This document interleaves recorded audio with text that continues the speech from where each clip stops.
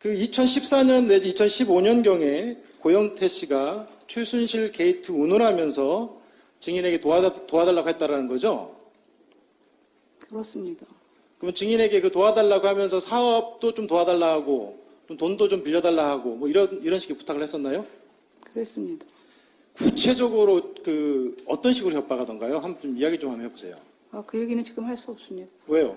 증인을 협박했다라는 건데 그 구체적으로 이야기를 한번 해보세요. 왜냐하면 그 사람들의 그 뒷배경, 동기, 증인에게 불리하게 말을 하는 그 동기가 의심스럽고 아주 불순하다는 거 아닙니까? 그럼 그걸 정확히 말씀을 해주셔야죠. 그거는 그 사람이 그 이메일을 메시지를 보낸 게 있으니까 전화기를 한번 감청해 보시면 아실 겁니다.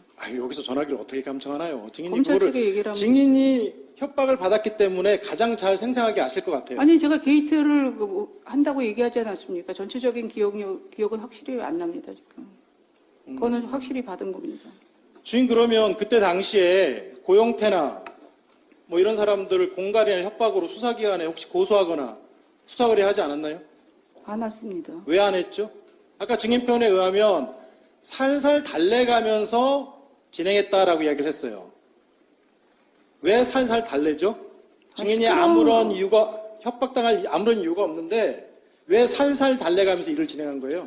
그거는 그렇게 얘기하시면 안 될 것 같습니다. 아니 증인의 표현이 약간 아니 살살 달래가 게이트를 만들겠다고 그러고 이런 일에 대통령 일이 이렇게 뭐 옷 만드는 것까지 지금 문제가 되니까 그런 문제들을 갖고선 그런 걸 얘기를 하니까 그렇게 된 거죠. 증인 그때 2014년, 2015년도는 현재 일들이 언론에 나오기 전의 상황이에요. 아니, 그거는 아니에요.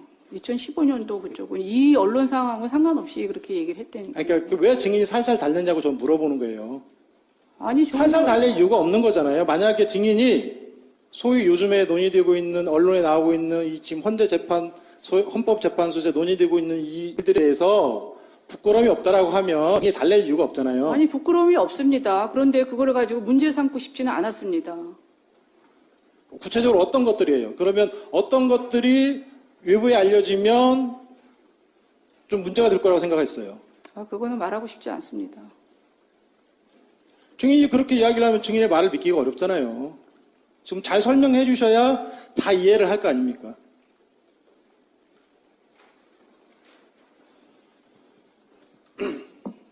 아까 제가 설명을 드렸습니다. 저쪽에. 증인 혹시 피청구인한테 뭐 기치료 아줌마나 주사 아주머니 소개시켜 준 적 있으세요? 없습니다. 없어요? 증인의 변호인이 이경재 변호사만 해도 그 주사 아주머니 소개시켜 줬다라고 이야기를 한 적이 없습니다. 그럼 증인의 변호인께서 증인과 달리 확인 안 하고 언론에 발표한 건가요? 확인 안 하고 얘기하신 것 같습니다. 전 그 언론 보도 그래요? 못 봤습니다. 알겠습니다. 증인 정호성 비서관하고 그 문서를 공유했던 메일 그 비밀번호하고 아이디 언제부터 공유하기 시작했나요? 그 얘기는 이제 그만 증언하겠습니다. 좀 많이 했습니다. 언제부터 하셨어요, 그거를? 그거는 아까도 얘기했습니다. 아까 저 제대로 못 들었어요. 그러니까 그 얘기는 이제 제대로 말씀 안 하신 것 같은데. 네. 언제부터 공유했는지 그것 좀 시기 좀 이야기해 주실 수 없나요? 네, 지금 기억이 잘 안 납니다.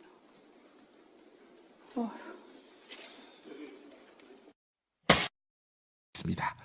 청구인, 즉 국회 소추인단의 집요한 질문과 최순실의 무성의하고 불손한 답변, 양측의 각이 서는 설전 함께 하시겠습니다. 그 2014년 내지 2015년경에 고영태 씨가 최순실 게이트 운운하면서 증인에게 도와달라고 했다라는 거죠? 그렇습니다. 그러면 증인에게 그 도와달라고 하면서 사업도 좀 도와달라 하고 좀 돈도 좀 빌려달라 하고 뭐 이런 식의 부탁을 했었나요? 그랬습니다. 구체적으로 그 어떤 식으로 협박하던가요? 한번 좀 이야기 좀 한번 해보세요. 그 얘기는 지금 할 수 없습니다. 왜요? 증인을 협박했다라는 건데 그 구체적으로 이야기를 한번 해보세요. 왜냐하면 그 사람들의 그 뒷배경, 동기, 증인에게 불리하게 말을 하는 그 동기가 의심스럽고 아주 불순하다는 거 아닙니까? 그럼 그걸 정확히 말씀을 해주셔야죠. 그거는 그 사람이 그 이메일을 메시지를 보낸 게 있으니까 전화기를 한번 감청해 보시면 아실 겁니다. 여기서 전화기를 어떻게 감청하나요? 증인이 검찰 측에 그거를 얘기를 하면 증인이 협박을 받았기 때문에 가장 잘 생생하게 아실 것 같아요. 아니 제가 게이트를 한다고 얘기하지 않았습니까? 전체적인 기억은 확실히 안 납니다 지금. 그거는 확실히 받은 겁니다. 주인 그러면 그때 당시에 고영태나 뭐 이런 사람들을 공갈이나 협박으로 수사기관에 혹시 고소하거나 수사 의뢰하지 않았나요? 안 왔습니다. 왜 안 했죠? 아까 증인편에 의하면 살살 달래가면서 진행했다라고 이야기를 했어요. 왜 살살 달래죠? 증인이 시끄러워. 아무런 이유가 협박당할 아무런 이유가 없는데 왜 살살 달래가면서 일을 진행한 거예요?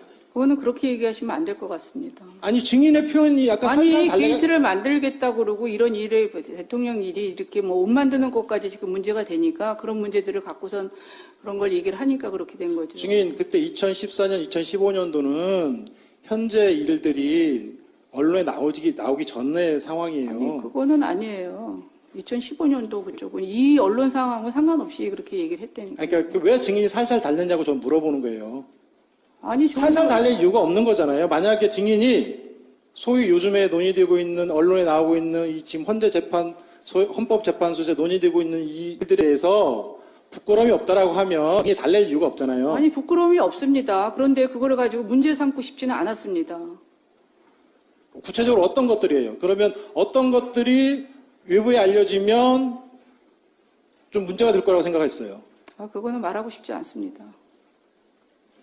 증인이 그렇게 이야기를 하면 증인의 말을 믿기가 어렵잖아요. 지금 잘 설명해 주셔야 다 이해를 할 거 아닙니까?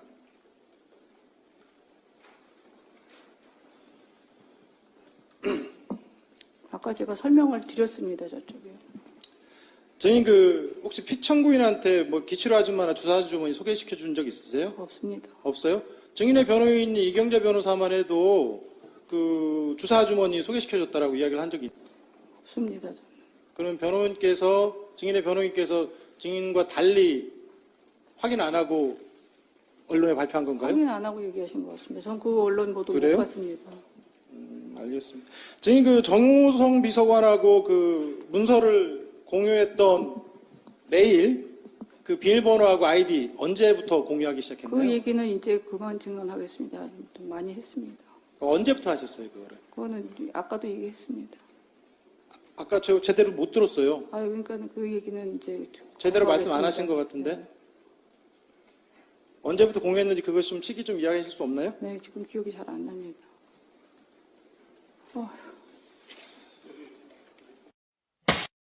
있습니다.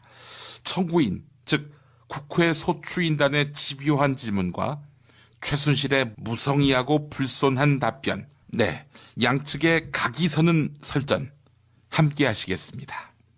그 2014년 내지 2015년경에 고영태 씨가 최순실 게이트 운운하면서 증인에게 도와달라고 했다라는 거죠?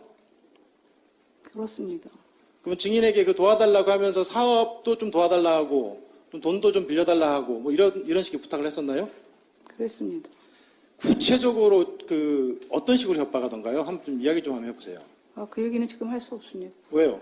증인을 협박했다라는 건데 그 구체적으로 이야기를 한번 해보세요. 왜냐하면 그 사람들의 그 뒷배경, 동기, 증인에게 불리하게 말을 하는 그 동기가 의심스럽고 아주 불순하다는 거 아닙니까? 그럼 그걸 정확히 말씀을 해주셔야죠. 그거는 그 사람이 그 이메일을 메시지를 보낸 게 있으니까 전화기를 한번 감청해 보시면 아실 겁니다. 여기서 전화기를 어떻게 감청하나요? 검찰 측에 얘기를 하면 증인이 협박을 받았기 때문에 가장 잘 생생하게 아실 것 같아요. 아니 제가 게이트를 한다고 얘기하지 않았습니까? 전체적인 기억은 확실히 안 납니다 지금. 그거는 확실히 받은 겁니다. 주인 그러면 그때 당시에 고영태나 뭐 이런 사람들을 공갈이나 협박으로 수사기관에 혹시 고소하거나 수사 의뢰하지 않았나요? 안 왔습니다. 왜 안 했죠? 아까 증인편에 의하면 살살 달래가면서 진행했다라고 이야기를 했어요. 왜 살살 달래죠? 증인이 시끄러워. 아무런 이유가 협박당할 아무런 이유가 없는데 왜 살살 달래가면서 일을 진행한 거예요?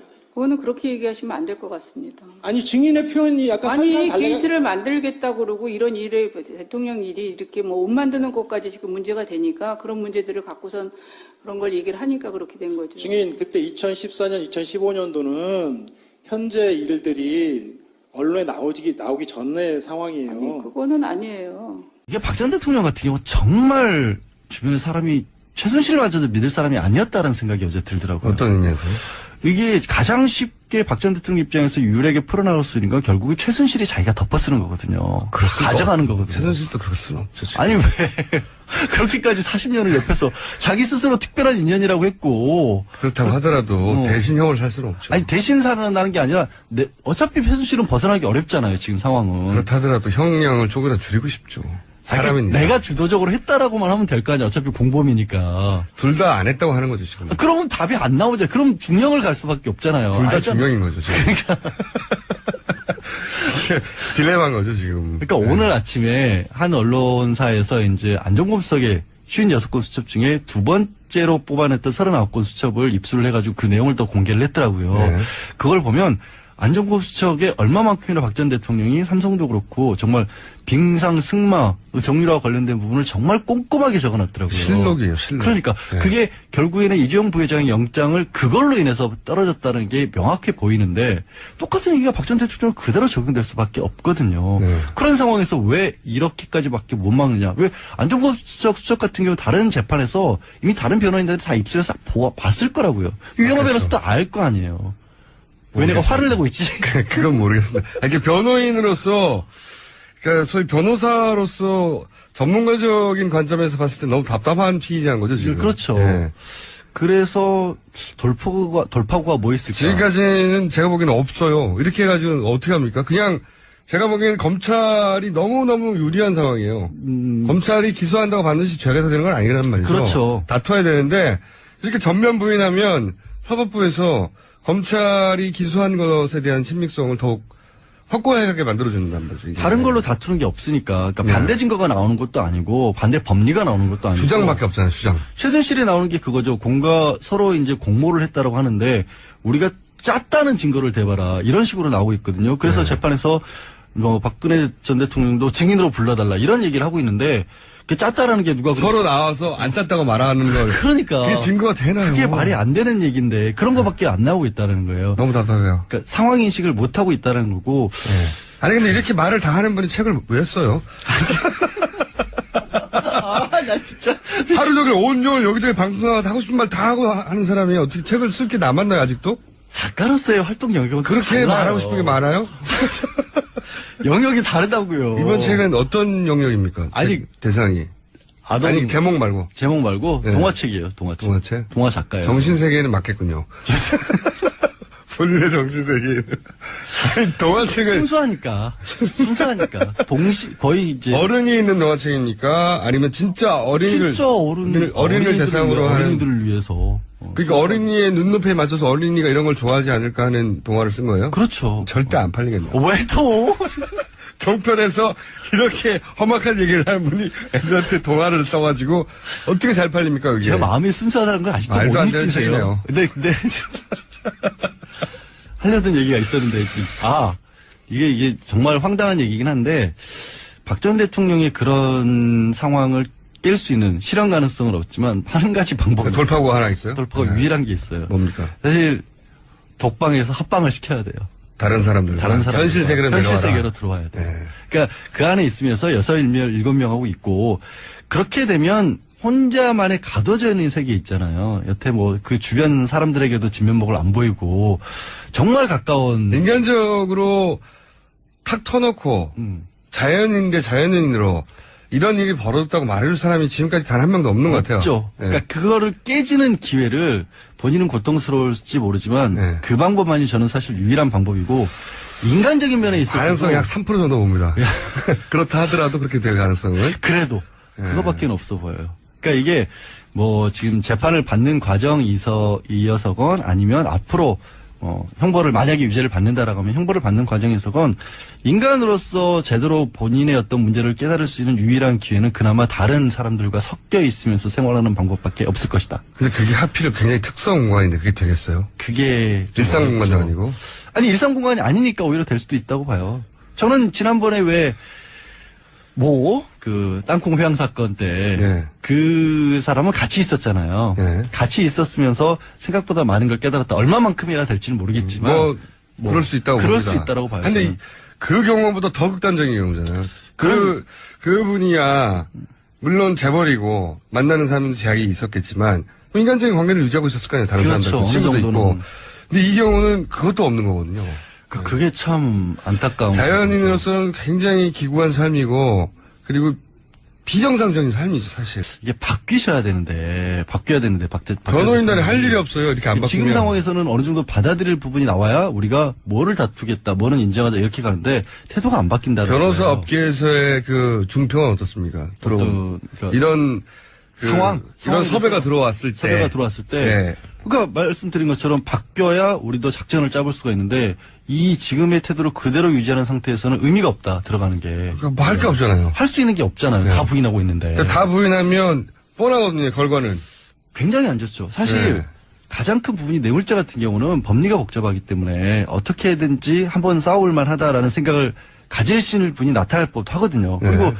이게 뭐 좋다 나쁘다를 떠나서 변호사로서는 어마어마한 일이긴 해요. 전직 그렇죠. 대통령을 변호를 한다는 이렇게 큰 사건에서 그렇죠. 법리적으로 어디서 다툴 것인가. 그러니까 박근혜 전 대통령에 대한 정치적 지지 여부나 호불호를 다 떠나서 예전에 그 대우가 청산되는 과정에서 세계적인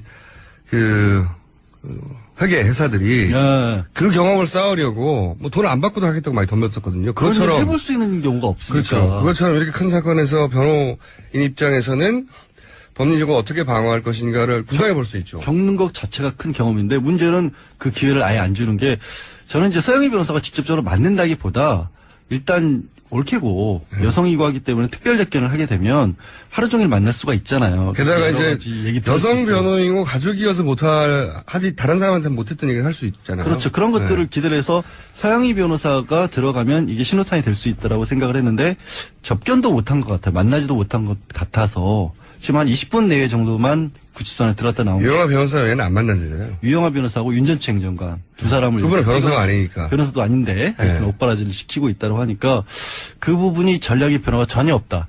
검찰로서 굉장히 답답한 상황일 것이다라고 보이고요. 어제 수사 같은 경우는 뭐 다들 언론에도 많이 나왔지만 뭐 수사실을 따로 만들어가지고 원래 직원들이 사용하던 공간을 개조를 해서 식상만 있으면 되니까 식사하고 노트북만 있으면 되니까 네. 한홍재 부장검사 들어갔고 여성 수사관 한 명 들어갔고 보조하는 검사 들어갔고 얘기 드린 대로 유영아 변호사만 옆에서 앉아서 대동을 예. 했다라고 해요. 근데 이 부분도 문제가 그런 부분을 조금 헷갈리시는 것 같아요. 그 변호사를 9명을 선임을 했다라고 하니까 9명이 굉장히 많이 선임한 거는 맞아요. 예. 근데 보통의 경우 큰 사건은 팀 단위로 선임을 하는 거거든요. 그렇죠. 사실은. 맞습니다. 그러니까 유명한 변호사라고 하는 사람이 혼자 다를 일을 하는 게 아니라 변호사 혼자 절대 커버할 수가 없죠. 그렇죠. 네. 그 사람이 있고 뭐 법리 검토하는 밑에 보조하는 변호사가 있고 판례들을 찾아본다거나 아니면 사면들을 검토하거나 이렇게 팀 단위로 이루는데 그 전에도 이미 9명이 뿔뿔이 변론을 했던 것 같아요. 각자 제대로 회의도 안 되고. 그러니까 저는 헌재 때도 그랬지만 헌재 때도 보면 헌재 참여했던 변호인으로 참여했던 분들이 의견이 갈리고 그렇죠. 마지막 최후 변론할 때 순서 가지고 다투고 그러잖아요. 그렇죠. 뭐 답변서를 이게 말이 안 되는 거거든요.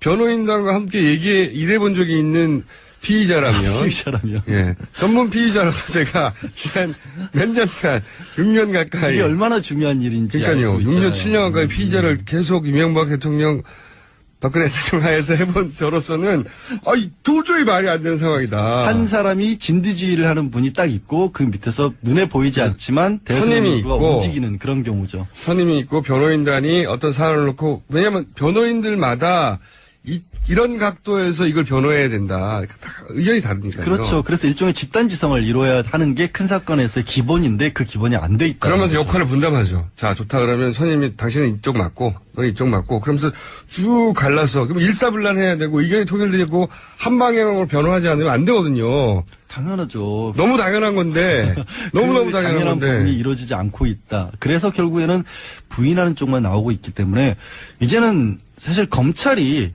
역할이 좀 바뀐 것 같아요. 바뀌어야 할 것 같아요. 뭐냐면 그때도 말씀드렸지만 변호사 가장 큰 업무가 당신이 지금 겪고 있는 사건이 이렇게 쉬운 게 아니다. 내지는 이 부분이 실제로 법적으로 문제가 된다. 이런 것들을 변호사가 먼저 납득을 시키고 아니, 변호사 납득을 못 시키고 있으니까, 검찰이 납득시켜야 돼요. 그러니까 검찰이 납득을 시켜야 돼요. 검찰이 원래 그래서- 변호인단이 하는 네, 일인데. 원래 변호인단이 해야 되는데 검찰이 납득을 시키고 공감을 하고 소통을 검찰이 박 전 대통령하고 해서 상황을 빨리 정리를 하지 않으면 이 부분이 굉장히 어려워질 수도 있어요.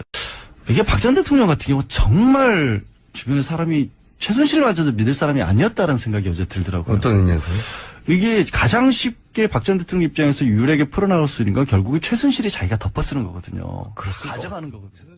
기간에 혹시 고소하거나 수사 의뢰하지 않았나요? 안 왔습니다. 왜 안 했죠? 아까 증인편에 의하면 살살 달래가면서 진행했다라고 이야기를 했어요. 왜 살살 달래죠?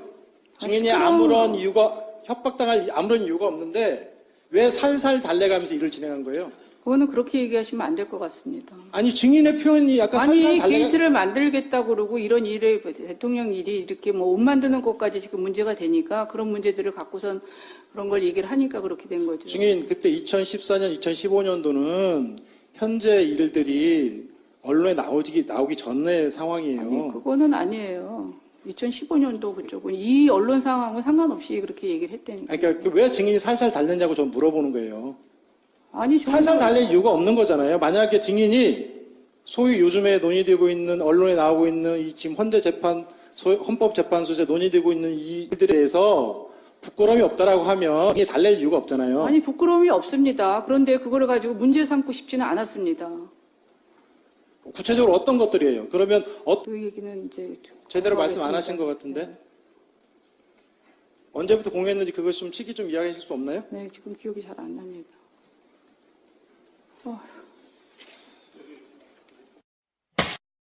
있습니다.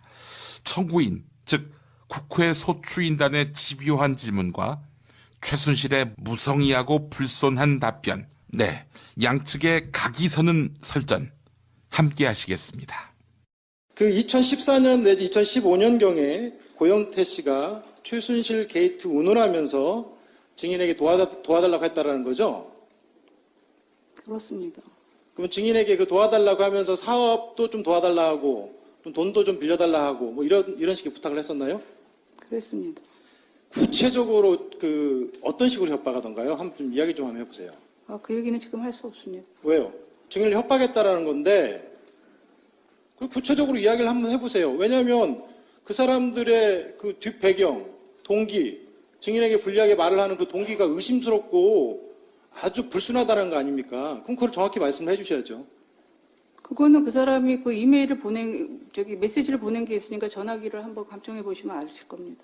여기서 전화기를 어떻게 감청하나요? 증인이 검찰 그거를 측에 얘기를 하면 증인이 협박을 받았기 때문에 가장 잘 생생하게 아실 것 같아요. 아니 제가 게이트를 한다고 얘기하지 않았습니까? 전체적인 기억은 확실히 안 납니다 지금. 그거는 확실히 받은 겁니다. 주인 그러면 그때 당시에 고영태나 뭐 이런 사람들을 공갈이나 협박으로 수사기관에 혹시 고소하거나 수사 의뢰하지 않았나요? 안 왔습니다. 왜 안 했죠? 아까 증인편에 의하면 살살 달래가면서 진행했다라고 이야기를 했어요. 왜 살살 달래죠?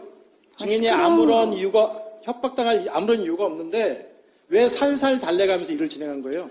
그거는 그렇게 얘기하시면 안 될 것 같습니다. 아니 증인의 표현이 약간 아니 살살 달래가 게이트를 만들겠다고 그러고 이런 일을 대통령 일이 이렇게 뭐 옷 만드는 것까지 지금 문제가 되니까 그런 문제들을 갖고선 그런 걸 얘기를 하니까 그렇게 된 거죠. 증인 그때 2014년, 2015년도는 현재 일들이 언론에 나오기 전의 상황이에요. 어떤 것들이 외부에 알려지면 좀 문제가 될 거라고 생각했어요. 그거는 말하고 싶지 않습니다. 증인이 그렇게 이야기를 하면 증인의 말을 믿기가 어렵잖아요. 지금 잘 설명해 주셔야 다 이해를 할 거 아닙니까?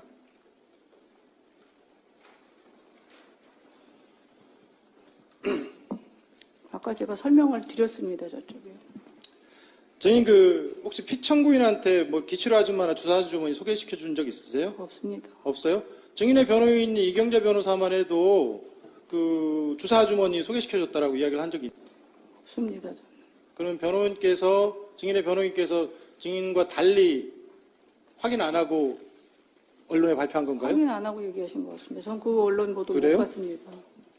알겠습니다. 증인 정우성 비서관하고 그 문서를 공유했던 메일, 그 비밀번호하고 아이디 언제부터 공유하기 시작했나요? 그 얘기는 이제 그만 증언하겠습니다. 좀 많이 했습니다. 언제부터 하셨어요, 그거를? 그거는 아까도 얘기했습니다. 아까 저 제대로 못 들었어요. 그러니까 그 2014년 내지 2015년경에 고영태 씨가 최순실 게이트 운운하면서 증인에게 도와달라고 했다라는 거죠? 들었습니다. 그러면 증인에게 그 도와달라고 하면서 사업도 좀 도와달라 하고 좀 돈도 좀 빌려달라 하고 뭐 이런 식의 부탁을 했었나요? 그랬습니다. 구체적으로 그 어떤 식으로 협박하던가요? 한번 좀 이야기 좀 한번 해보세요. 그 얘기는 지금 할 수 없습니다. 왜요? 증인을 협박했다라는 건데 그 구체적으로 이야기를 한번 해보세요. 왜냐하면 그 사람들의 그 뒷배경, 동기, 증인에게 불리하게 말을 하는 그 동기가 의심스럽고 아주 불순하다는 거 아닙니까? 그럼 그걸 정확히 말씀을 해주셔야죠. 그거는 그 사람이 그 이메일을 메시지를 보낸 게 있으니까 전화기를 한번 감청해 보시면 아실 겁니다. 여기서 전화기를 어떻게 감청하나요? 증인이 검찰 그거를 측에 얘기를 하면 증인이 협박을 받았기 때문에 가장 잘 생생하게 아실 것 같아요. 아니 제가 게이트를 한다고 얘기하지 않았습니까? 전체적인 기억은 확실히 안 납니다 지금. 그거는 확실히 받은 겁니다. 주인 그러면 그때 당시에 고영태나 뭐 이런 사람들을 공갈이나 협박으로 수사